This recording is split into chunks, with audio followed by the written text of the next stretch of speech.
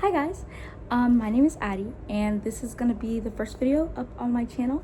I'm going to be talking about this beautiful book right here, The Do-Over by Lynn and this is my first romance, so you have to bear with me. And I'm aware, disclaimer, I'm aware that romance is going to be cringy and that it's supposed to be like that. I know, and I'm going to nitpick it anyway, and that's okay. But I'm going to be sharing the notes I took throughout the book and be telling you my thoughts about it. So if you're kind of not a romance fan like me, or if you've just never read this book, or even if you have, just, you know, a little quick refresher if it's been a while, or if you've just never read the book, right? So this book is about this girl, Emily. Yeah, I already forgot her name.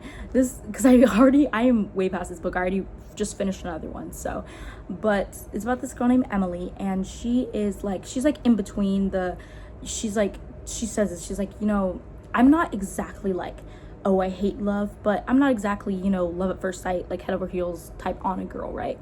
But she does, like, you know, she does believe in love. She's like, you know, I have like these check boxes, but she is also very much portrayed, which is very annoying, as this, like, her friends make fun of her and they act like she's so like overly orderly.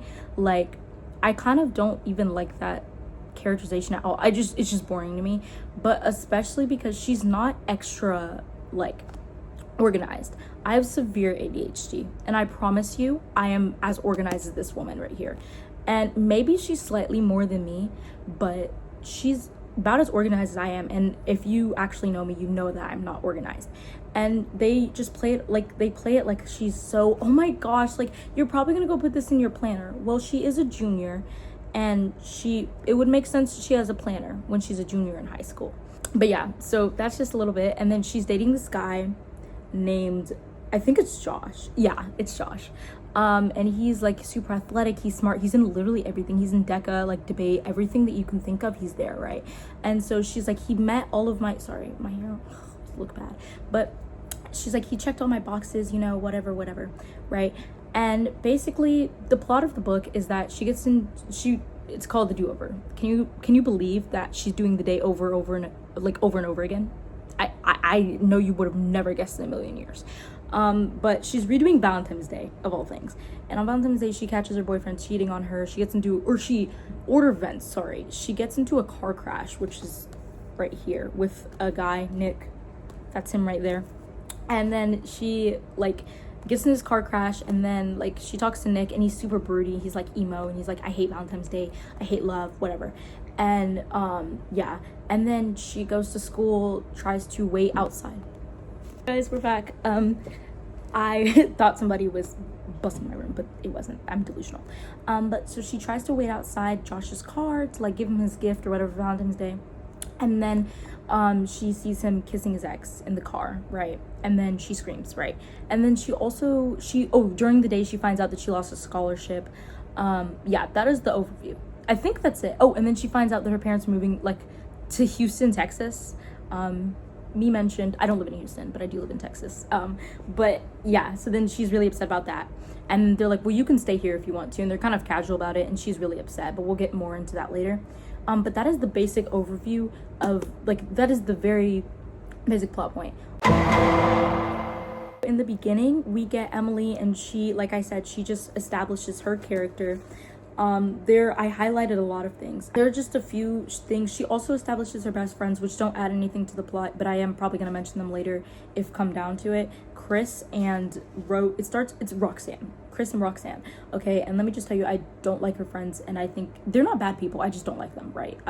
Again, the characterization is just very basic. And this one is just so, I feel like, plot by plot, like, point by point, like, just basic. Anything you could, like, the first friend group you can think of, they're a little trio, and Roxanne's black, and she's not ghetto, thank God, but she's just like the black friend, right? And then their other best friend Chris is gay. So that's about as original as we get from that. I didn't care about any of these characters whatsoever. I think out of all the characters, I actually kind of cared about Josh. I'm not gonna lie, Josh kind of didn't do that much wrong. I don't know, but I think I cared about Josh the most, to be honest. I had no care for Emily. I just wanted to see where the story was going, which was pretty predictable. She also describes Roxanne as having cheekbones for days, which I want to sit with that sentence because I hate that. why would you ever say that in a book? I really don't understand. So one thing that I hated about the book is that we mention like big corporations often, right? It's one thing. I hate when books do it. The only acceptable book I think is Percy Jackson. They don't even do that much because it is set, most of it was written in the early 2000s or 2010, so it's still kind of outdated. And it doesn't throw me out of the story because I think if anything, it pulls me more into the story, because the plot of Percy Jackson is that, I mean, I guess, I don't know how to describe it, but I hope you get what I mean. Percy Jackson is very purposely set. The whole plot point is like, in the very first book, they explain to you, like, this is set in modern world and this is why it's in modern world. They explain all of that to you. But I just think that in any other book, it's not okay. They would talk like, we're going to Starbucks. Just say you're going to a coffee shop. It doesn't have to be Starbucks. It does not have to be Starbucks. She mentions Taylor Swift a lot, which also irritated me to a new level. And then she details her to-do list every day because she's like so quirky and different. Instead of also calling it chapters, it's just numbered in confessions, which is fine. Just so you know, and it says like the first Valentine's Day because she obviously does it over again.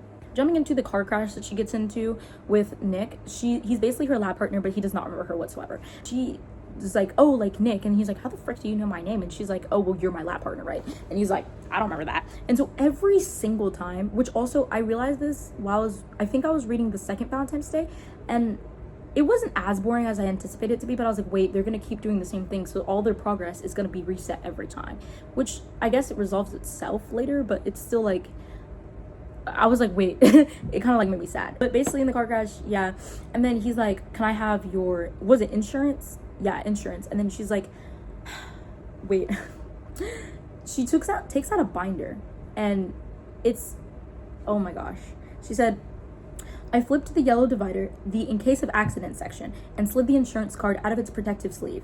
He took it and his eyes narrowed. You keep it in a notebook. That's kind of relevant. But he just continuously acts and makes fun of her because he's like, oh, you use a binder. That's so crazy. You're so quirky and different. Nobody ever would think of doing that. And it's like, this is my prime example of things that are not irregular to do, but they play it off like it's irregular. And they say like, oh yeah, she's so quirky and different, she's gonna go plan, and she has a binder for in case things go wrong. Like, that's a normal thing to do. Like, and she has like first aid in there, and he's like, you carry around first aid, goody two shoes. That's a normal thing to do. I think that we should all carry first aid in our cars.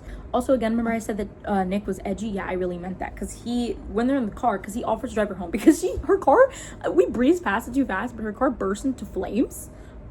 So that's new, because she's like, well, my car's fine, I'll just get in and drive to school, right? And then he's like, and then as soon as she says that, the car bursts into flames. And I know it's supposed to be like, I guess funny, but it's even funnier to me because like, we just moved past that, your car just burst into flames. What?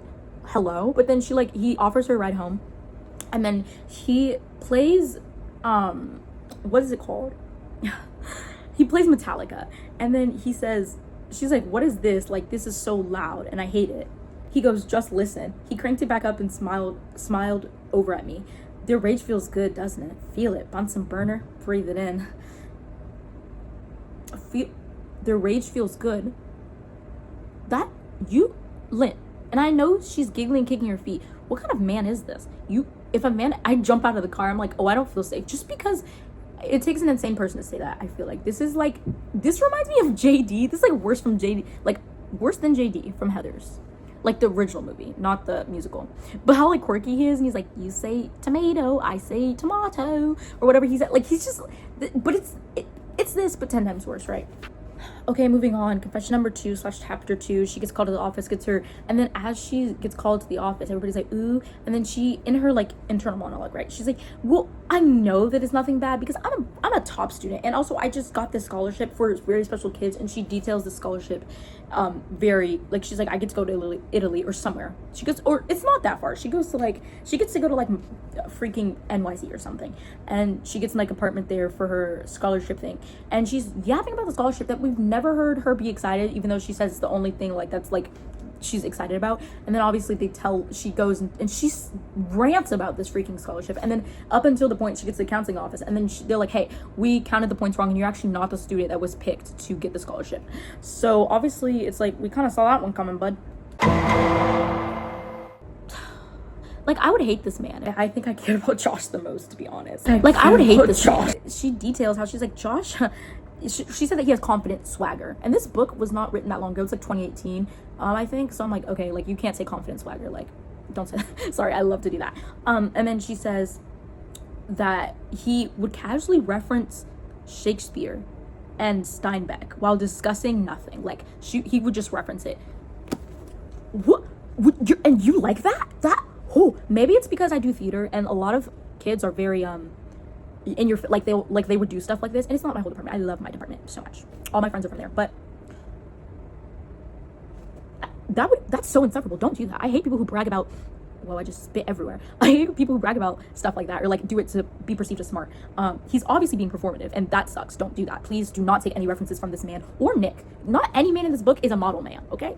Let's just, yeah, okay? I think we should all know that. Thank you. Because, yeah. And then she's like, well, most people don't read Shakespeare, but I do, and I'm different. And it's like, okay, I'm not gonna lie to you. I don't read Shakespeare for kicks and giggles, but I have read Shakespeare quite a few times being in theater. And still, it was against my will, and I hated it, but it's just still not that niche to read Shakespeare. Everybody reads Shakespeare. Okay, blah, blah, blah. Her parents tell her that they're moving to like Houston or something, and then they're like, but you don't have to come with, you can stay here. And she's like, oh, like, because she's a junior, so they're like, you can stay here for senior year. Which, also speaking about her being a junior, she also mentions, she's like, well, I know most kids my age don't think about college, but I already know what I want to go to college for and where I want to go. That's literally, that might be the most unique thing ever. Even to say that as a freshman, you should really kind of never say that, because I feel like there are a lot of kids who are figured out from the beginning. I was one of those kids. I feel like I only changed my career choice, I think twice, 2 or 3 times. I wanted to be a doctor for a really long time. Found out how long you had to go to school. I said no. I wanted to be a lawyer. Also found out how long you have to go to school. That's out the pocket. And then now I'm going to go to school for occupational therapy. So I'm gonna major in psychology. And I feel like, and they've all been floating around in my mind since I was a kid, right? So like, that's not unique. After her parents are like, we're gonna move, whatever, she's like mad. Oh, her parents are divorced, mind you, sorry. She's like, me and my stepmom are cool, I guess, but like we're not that close. I don't think she, like, you know, they have their own family, I'm not really part of it. Cool, relatable. And then like she runs off to her grandma's, cool, whatever, because she mainly lives with her dad, right? Just so you know. And then she has like 2 siblings, I think, I don't even remember. She runs off to her grandma's, and then she has this pepper and then like in the soup that her grandma makes, and she puts it on there, and then she's like, ew, this is nasty, like this pepper must be real old. And her grandma's like, yeah, that's actually been there for like about 800 years, bro, like that's crazy. And then we move on, right? And then she wakes up, and then she's like, oh my gosh, it's the day over again. But she, like, the same dialogue is repeated word for word. Like, she doesn't question it. She doesn't really question anything until a while later, when she starts finally clocking that everything's repeating. She goes, after like she gets in the car crash, whatever, she goes that it was a WTF morning. Oh, okay. My note was literally just, oh, okay, with a period, because I'm just irritated. Because when she gets in the car with Nick, right, after things repeat again, she goes, sure, I like their rage. It's almost like you can feel it, you know, when she's referring to Metallica because he's playing it in the car. Okay. Okay, the 3rd Valentine's Day that she repeats, she has now made it to do this now that she's clocked that it's repeating still. And also, sorry, last chapter, the first time she repeats Valentine's Day, so not the first time she repeats it, she clocks somehow, she goes, random throwaway line, she goes, hey, this is kind of, it's probably because of the pepper. That's probably why repeating today is because of the pepper that I had the other day. How did you even get there? How did we get from point, you had old pepper, 1 bite of old pepper, not even a full bite, it was like in her soup. And then she's like, oh, it must have been the old pepper, huh? And then also in this 3rd Valentine's Day, nothing really significant happens. She just like plans to like stop Macy, which is the girl that Josh cheats with, from kissing. She stops them from kissing, like she's trying to stop them from kissing. I'm like, why don't you just break up? Like, lock in. And then she also goes out of her way to tell her grandma that she's repeating today. She has a whole scene when she runs off to her grandma's place, like the first time, but she just details her grandma that she's repeating places, and then her grandma's like, they end the chapter as if the grandma's going to start helping, and then never mention again. Grandma, actually, we don't see the grandma until the very end. So what was the purpose? Why did we do that? No, why did we do that? And also, it's not even a writer's thing, but it's also, I mean, it still is on the writer because she's creating the character, but it's on the character. Emily, think about it. You know that it's gonna, and she has no thoughts about this. The next day, she's not like, oh, that kind of sucks. She doesn't try to communicate with her grandmother. She doesn't talk to her grandma in this whole ordeal, right? And then she doesn't like say, oh, hey, like my grandma, I forgot, my grandma's not gonna remember, that sucks. Or like try to talk to her grandma, and then she's like, oh, you don't remember, I forgot. Like, no thoughts about it ever. I literally, like I said, like grandma doesn't come back until the end. So, and mind you, this is page like 50 out of like 300, over 300 actually. And so I'm like, wait, why did we do that? Because also, Emily, you know that it's gonna repeat again, so why would you do that? Yeah, there's 300 freaking pages. Why would you even do that? It doesn't make sense. So I'm irritated because I'm like, girl, you just wasted my time. Lynn just wanted to put that in there for some reason. That doesn't even make sense. It was really annoying. Oh, also side note, in this same Valentine's Day that she tells her grandma about it. Sorry, it was the third time Valentine's Day that she tells her grandma about it, but still. She says, she mentions that she likes Metallica because obviously she knows from the past that he likes it, right? And then he goes, you like Metallica? And she's like, yeah. And then he asks her to name 3 songs, and then she goes, I don't have to name 3 songs to prove I like them. And then he said, then I'm just going to assume you're a poser, which he should have embarrassed her much more, especially with how mean he was, like, or how he is. You just called her a poser. That is not enough. I'm ridiculing you forever. Like, till death do us part, friend. You lied about liking a band to try to be niche, especially because it's a rock. It's one thing to lie about, oh, I listen to Taylor Swift, which I don't really know why you lie about that. I feel like you would lie about listening to, or like about not listening to Taylor Swift and say that you don't listen to her when you do. But like, it's not like if you lie about Taylor, like, oh yeah, I like Taylor Swift, whatever. No, I feel like people aren't gonna care that much, but you lie about liking a niche. I guess it's not niche, sorry. Metallica is known. Like, I don't listen to Metallica, but like, you know what I mean? Like a kind of niche, like, it's not niche. I need to stop using that word. But like, that kind of like rock and stuff, I feel like it's not as common. So you're seen as like, oh, I like bands, so you're a little bit more niche, you know what I'm saying? So that's so performative. And also it's like she discovers that it's like she can't avoid crashing into him. So yeah. And then she also mentions how he's like, because he's like, wait a second, I think I've seen you before. Aren't you the girl? And then like, who choked in the cafeteria? And then she's like, man, I'm never gonna live that down. Nobody. We've had multiple different school interactions with her, like throughout each day. Like, obviously repeats, but if she takes different actions, she's gonna get a different reaction, right? Obviously. So we've seen twice now the different school interactions. A lot of them. Not a single person in class has mentioned you choking in the cafeteria. Anyway, I think it's this Valentine's Day or the 4th one, I don't remember. But she like ends up stalking Josh just like with Macy, and she's like trying to see if they kiss and then gonna interview. I don't really know. She even says, I don't even know the purpose of me doing this. But she's stalking, and then Nick comes over and he's like, oh, what are you doing? And then he stalks with her, and then they end up all going on an awkward coffee run, so that's cool too. Also, we find out that whoa, I'm getting their names so mixed up. Nick did know who she was. He just pretended not to, and on some random Valentine's Day, he confesses that he does know her, kind of unprompted. I don't really, at one point they get each other's number and they start texting, so that's cool, whatever. And then obviously everything resets, and she's like, okay, I think I did. Or the same time she gets his number and they really start flirting, right? This is like one of the longer Valentine's Days, because the other ones are like a little shorter, like of her detailing her day, but this one's like actually really long, and it might be the same one as her and Nick and Josh actually, and Macy doing that coffee run, but I really can't remember because the coffee run was kind of insignificant. But basically she's like really confident. She's like, okay, me and Josh, we didn't kiss, but like, you know, I think we're pretty good, and like I think that I fixed it and I can go back to my normal days. But no, she can't. And yeah, so then she wakes up again and the day's repeating, and she's really mad about it, which like low-key reasonably so. And then she just starts to cry because she's like mad, like, or whatever. So then she decides, I don't even know, because she also details, she's like, yeah, I tried this method for, because there was 3 main goals she had. 1, keep her scholarship. 2, stop Josh and Macy from kissing, and 3, avoid the car crash. She does none of those.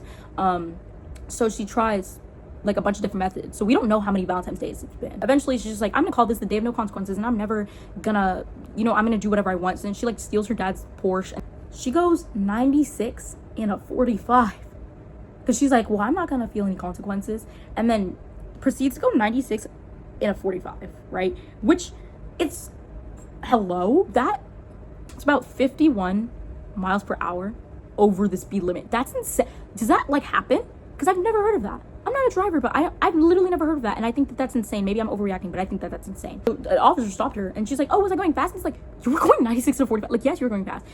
Oh yeah, they take her car to jail also, and then somehow she doesn't get taken to jail. I know that she is 17, but still I feel like, I don't know, it's kind of jail time for me. And then she like goes to, like, she breaks up with Josh over the intercom and like tells him off, and then she tells the popular girls off in the hallway because they're making fun of some girl's shoes.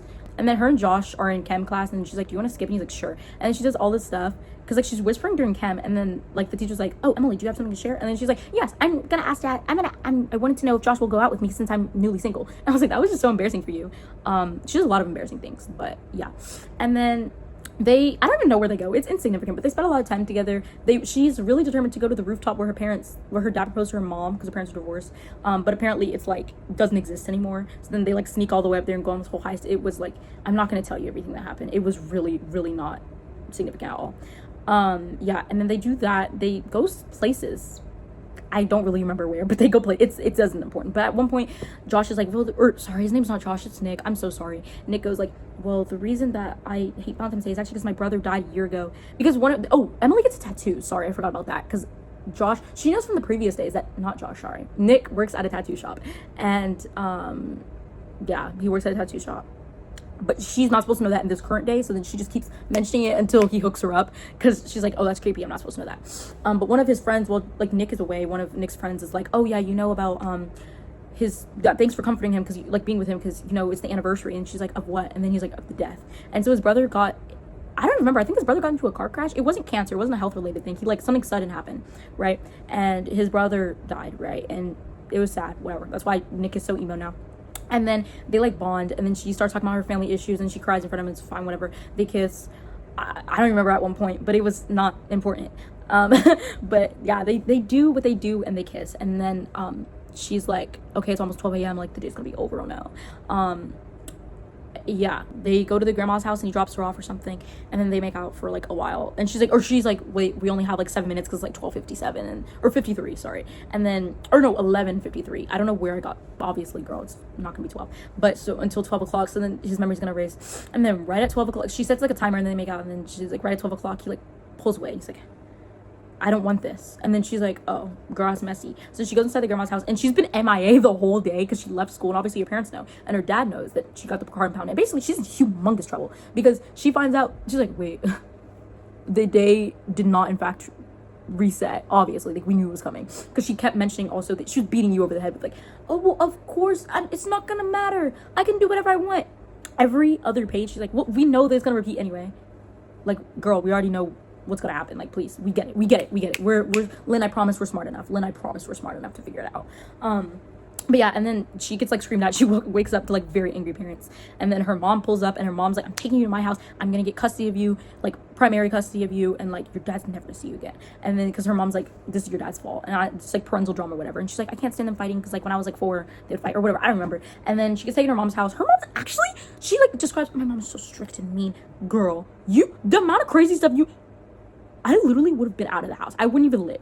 Okay, I wouldn't even have a house to go to. Okay, neither of my parents would be going for that. My parents are divorced, stupid. Girl, neither of them would be going for any of this stuff. There's just the car thing alone, plus the tattoo and all the, and you didn't let them know your location all day. You could have been dead. Like, hello?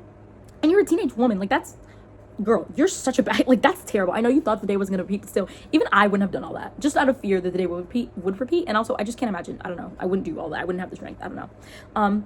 But yeah, and then she goes to her mom's house. She's like, her mom takes away everything, including her books, because she's like, well, I know reading, you could be locked up in your room reading all day. And it's like, played up like, oh, she's so different, she reads books. Like, okay, girl, I do too. I'd rather read a book than be on my phone, but here we are, like, okay. And then basically that happens, it's whatever. And then her mom also like really kind of quickly forgets about the ordeal after like a week. I don't remember how long she said it'd been, but it was not that long, because some time passes, right? Sorry. I forgot what happens to get her mom not, but it wasn't something significant, but her mom just eventually stops being angry. But yeah, and then also, so basically Josh ignores her at school, and he like pretends he doesn't know her, because she because he's like, well, I don't want anything romantic randomly out of the blue. He's like, I told you, like, I still don't like love because my brother died or whatever. And I'm like, okay. And then it's her birthday, and she goes out with her friends like a few weeks later, which is like Chris and Roxanne. And then apparently they have this game where they like say they see people passing by, because they got a window seat, and they're seeing people passing by in the window, and they were like, oh, that guy probably, you know, they're like assuming these people's lives or whatever. And then they do it, it's like, oh, okay, babe. And it's like, we all saw this coming, but then they're like, this guy is really sorry for what he did, and like, he really loves you, and he wants to kiss you, and he like whatever, and he wants to wish you the happiest birthday, and he has a huge gift for you. And then Emily's like, huh, that's kind of crazy, and she turns to the window and she's like, oh my gosh, it's Nick. And then yeah, she also makes up with Josh, and she's like, we're just better as friends, shouldn't have dated. And he's like, yeah, I'm sorry, we up. And then yeah, so then her and Nick get together. That's the book. It's about as eventful as I told it to you, just with a lot more extra words that we did not need. If I were to rate it, I think I'd give it a 7 out of 10. It wasn't terrible, it wasn't as bad as I thought, but just not as, compared to the other things that I have read, not as interesting. Okay, not as interesting. But it is better than the other book that I just read, which I will be making a video about. Perchance in the Same Clothing. The book wasn't that bad. Would I say that you need to go and read this right now? No, it's not have to read. I wouldn't say that it really got me into romance. I wouldn't decline reading another Lynn Painter book. You can get past the cringe stuff. I know I harped on it, okay, but that's the point, is that I'm critical. But listen, it has definitely a lot more plot than I kind of expected. I kind of expected it to be a little one notes. It did handle the do-over concept well, I guess, like the repeating days. Also, I forgot to mention the whole reason she started repeating the days. Nick mentions at the very like last sentence of the book, he's like, yeah, this would have, his dead brother's name is Ethan. He's like, this would have been Ethan's perfect day. And then she's like, Eureka! I had to keep going till I had his perfect day. Ethan sounds a little bit of a menace. This would have been his perfect day, like in general, because I could not imagine this being my perfect day. I'm not gonna lie to you. Because he's like, the day of no consequences would have been his perfect day. Risking people's lives and going, and didn't he die in a car crash? I'm pretty sure. Because it wasn't like a murder, and it wasn't something health really like cancer, like he was slowly dying. It was like something sudden. So he would have enjoyed going 50 miles over the speed limit. Oh, okay. Cool. I don't know. Interesting brother you got there. I think his brother's supposed to be like carefree and fun, but still like, listen, my perfect day involves going to Cheesecake Factory. I don't know about you, and spending $250 on clothes, but I don't know about y'all. So the fact that like this was like, it's one thing, I guess, that she did all this stuff because like, or not because she like knew that, or she thought that it was going to keep repeating. So she like was like YOLO. But Ethan, you're saying his perfect day in general, as in like, oh, on a given day, he would love to do this. If you're considering reading this book, do it. But it's not something I guess would have engaged me more. If you're an action mystery person like me, you could still read it, but it's not something I'm like, oh, this like changed the trajectory of my life. Hi guys, it's Future Addie here. As you can see, my hair is finally done. But I wanted to tell you that, first of all, I do not hate Lynn Painter in any way. I actually went and bought these books right here, as you can see. And I wanted to tell you that this is only book number 12 of the books I've read this year, which I will be making a video at the end of 2026 talking about every book that I read this year and kind of talking about, won't be going into detail like I did in this video, but I will be sharing with you guys how I felt and whether or not I think that you should go read them / buy them. Again, this is only book number 12 and the goal is 25 books, so there are lots more to come and lots more videos that I'm gonna make. So I hope that you will tune in for those and click that subscribe button and like this and comment. Thank you so much for watching if you watched to the end. Bye!